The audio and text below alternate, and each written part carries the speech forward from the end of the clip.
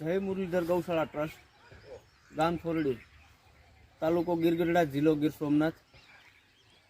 હવે રાત્રિના 12 થી 1ના ગાળાની અંદર મને રાતે 4-5 જણાનો ફોન આવે છે ગામના કે ભાઈ ગૌશાળાની અંદર આગ લાગી છે. એટલે એ આગ લાગતા એટલે હું તરત જ ઉઠી અને અહીંયા આવ્યો.